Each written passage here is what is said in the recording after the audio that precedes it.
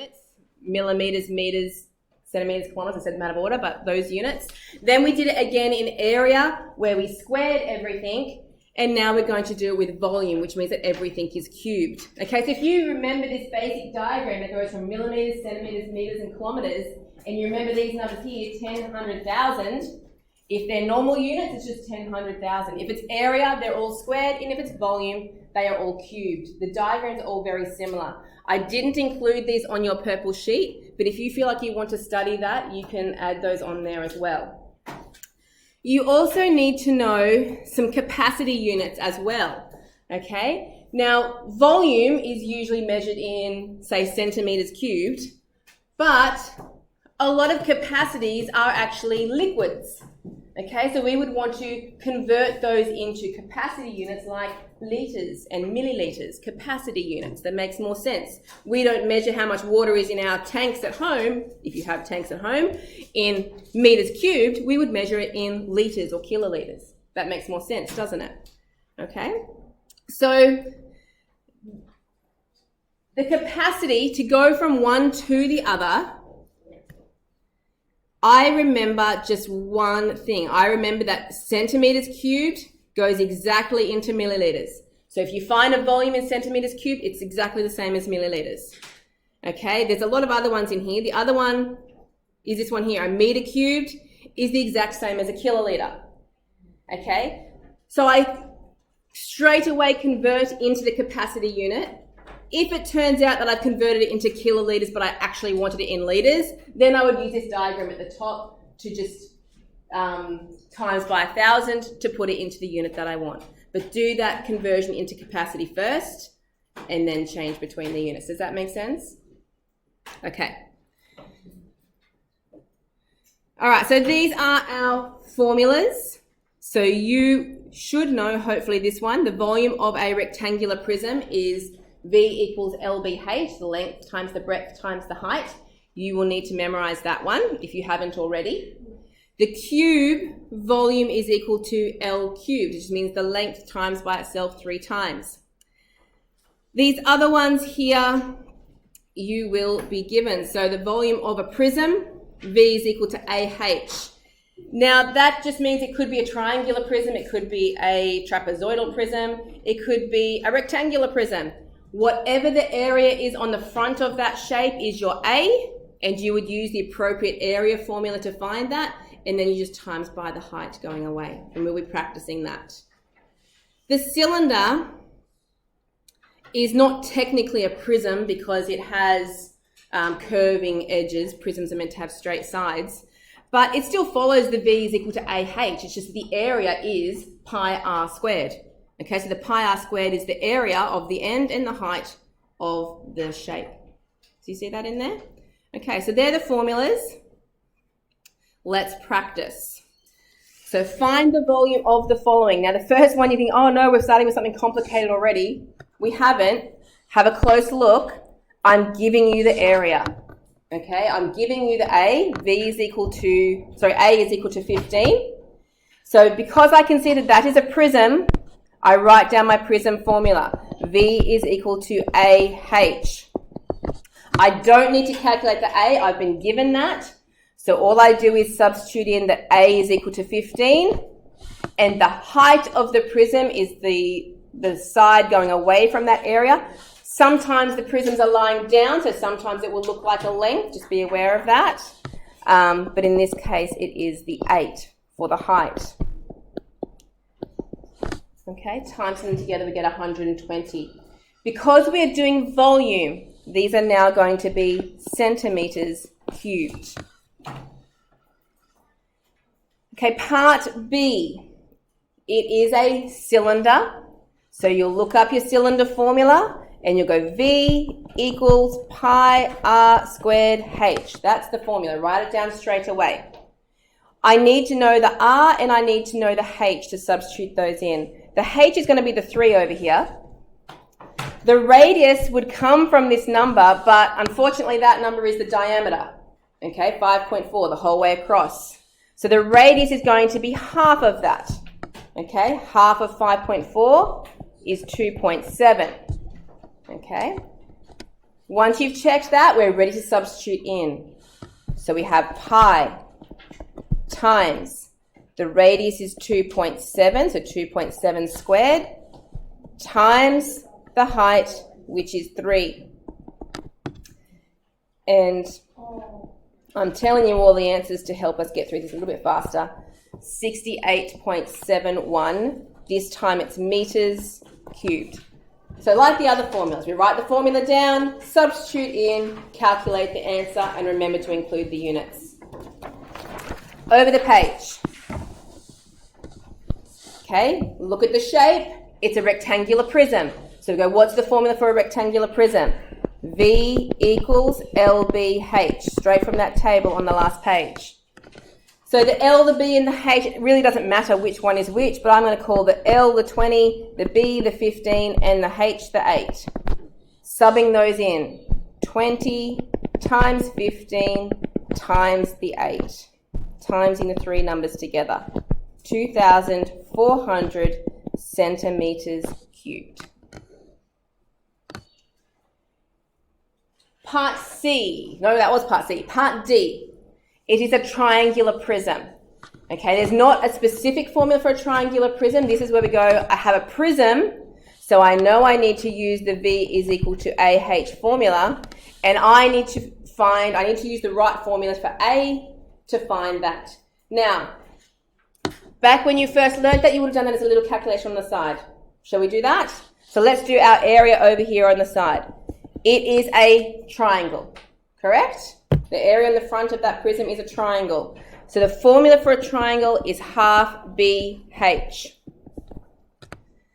Using my diagram, the base is going to be the 15 and my perpendicular height is the 12. Subbing those in, I get half times base is 15 times height, which is 12. Okay, and that equals, I didn't work that one out.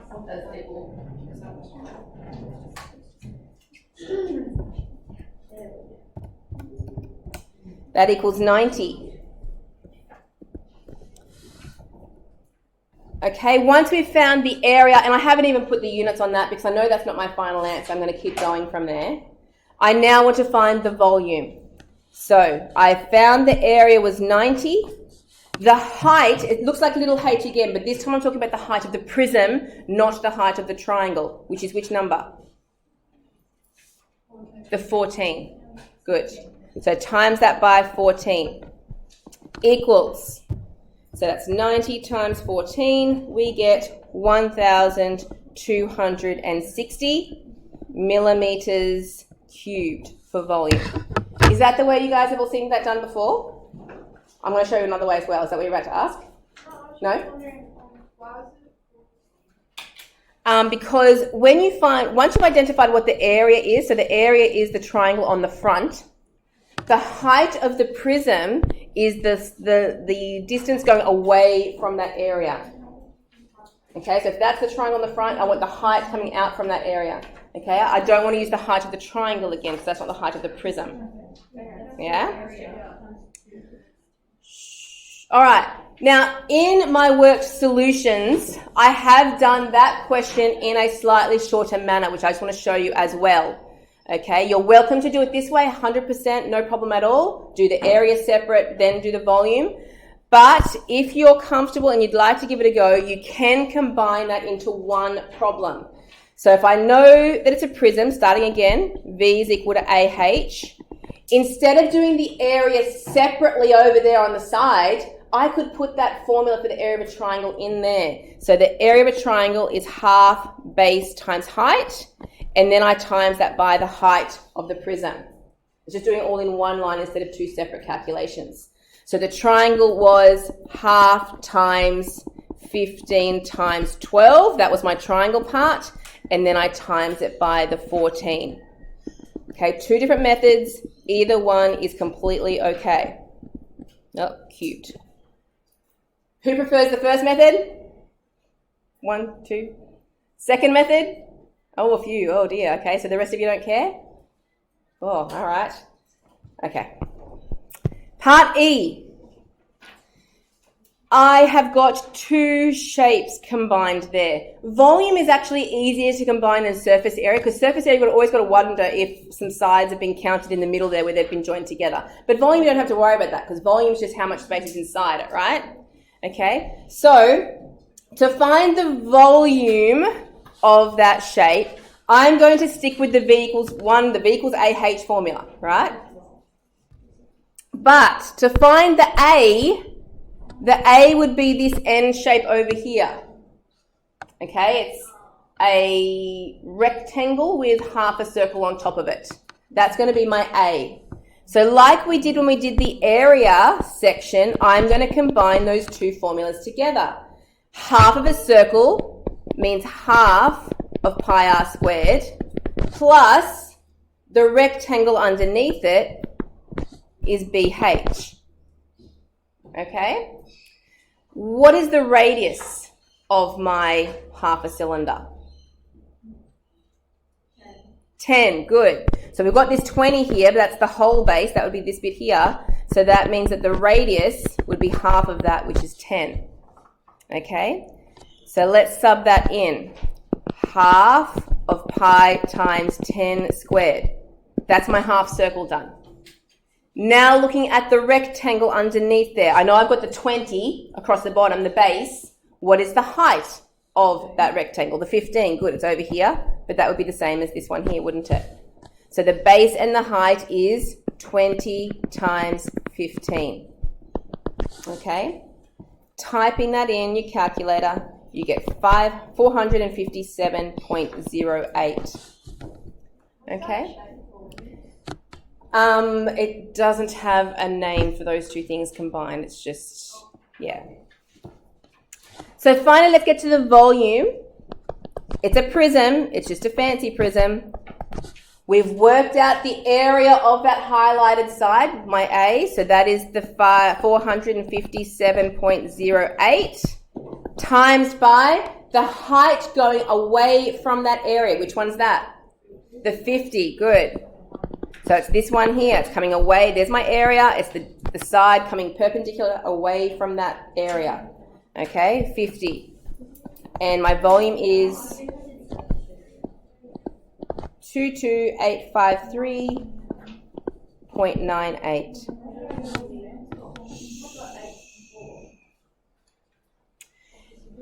Now question F, also kind of designed to make you think, oh dear, I don't know how to do a shape like that. But this is called an oblique prism. So it's basically, it would normally be a right angled prism, but oblique means we've just tilted it over a bit. Okay? It still uses the V's AH formula, where H just has to be the perpendicular height, not the sloping height. Okay? So it's not really any more complicated as long as you know that little trick. So V is equal to AH is all we use for that. The area has been given to us. I don't even need to find the area of that square or rectangle, whatever that is on the bottom. It's 11. So I just substitute that in. Area is 11. The perpendicular height is 18. So it's 198 millimeters cubed. Yeah? All right, and that's it. That's the first half of volume done. For some reason, the textbook decided to divide the volume up into two sections, so skip over that for now. H, I guess because that first exercise was really prisms, that's why it's separate. We're doing volume of prisms is what we've just done. And this one is volume of pyramids and cones. So it's really the same formula for all of them.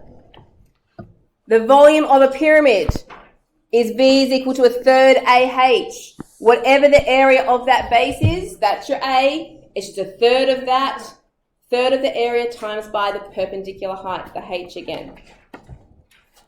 Okay, the cone is exactly the same. A third area of the base times the height. And even an oblique cone, there it is again, a third AH. Same formula for any type of pyramid or cone.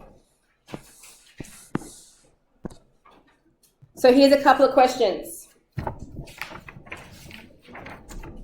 All right, 1A, find the volume.